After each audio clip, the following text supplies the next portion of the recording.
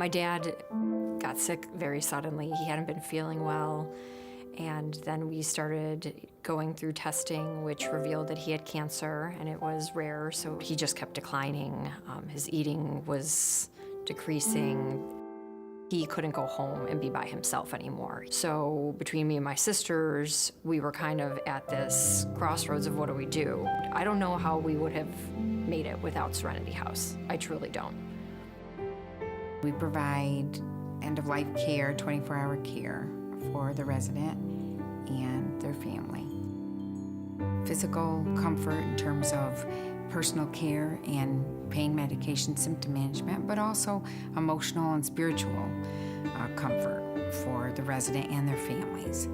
It's pretty much one-on-one care here, and it's free of charge. I feel like your soul gets nourished here. I feel like his was nourished from the standpoint of he didn't feel alone in this. One of the volunteers, Richard, was close in age to my dad, and him and Richard hit it off the first weekend he was here. I received a call from my dad saying, I'm building a train. I said, what do you mean you're building a train? Richard and I are building a train. Well, who's Richard? He would fall asleep at night to the sound of the train. During the day when I was here, the train would just be going, and he would just sit in there, fall asleep, and then wake up and smile and look at it. It became like a family to us. We spent all weekend here. We would cook dinners here. We took his granddaughters fishing with him. When the 107th came up too, these were all men that he worked with. That was probably the first time I heard good, hearty laughs out of my dad. And those were some last memories that we all now have of him that I don't know that we would have had he not come here. And when things really started declining, it was the volunteers who were here, holding my hand and giving me hugs, and they knew what I was going through. It's a time of supporting them, time to heal relationships, and to be able to say goodbye in a very peaceful, dignified manner. They weren't just taking care of him, they were taking care of us. And that, it's indescribable. And this is just one example of the benefit that United Way, in turn, is helping the community as a whole. It made an enormous difference. It was just a blessing that came into our lives.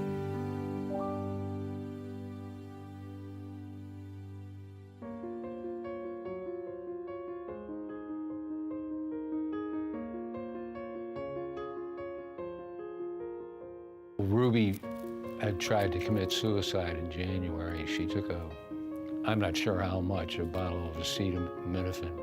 And we had her in therapy, but for the several months before this event, she had taken herself out of therapy. She seemed to be doing well.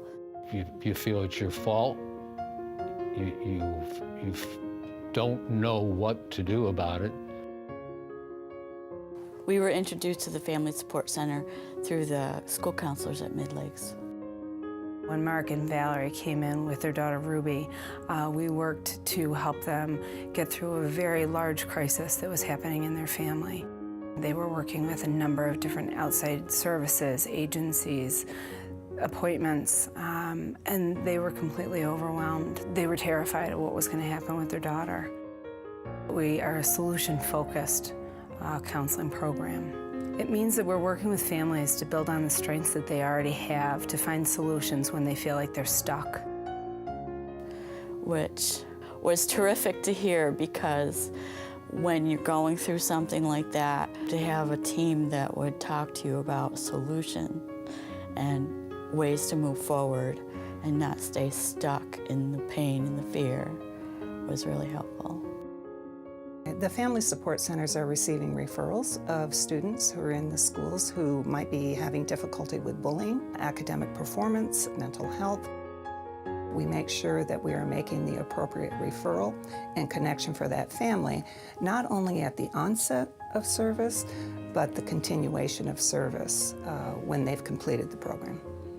Ruby's doing pretty darn good. She's enjoying the high school where she's reintegrated into school. She's got good energy. I feel more confident in my ability to sort of lend support to her. I became much more calm and much more able to deal with Ruby's problems from a practical standpoint.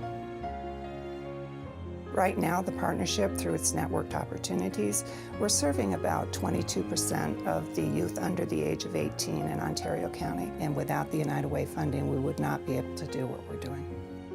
There's so many different issues that are impacting our students and our families. And so with funding from United Way, we can continue working with families like Mark and Valerie and Ruby so that we can see that success and hear that over and over. It can make a difference. It made a huge difference for us.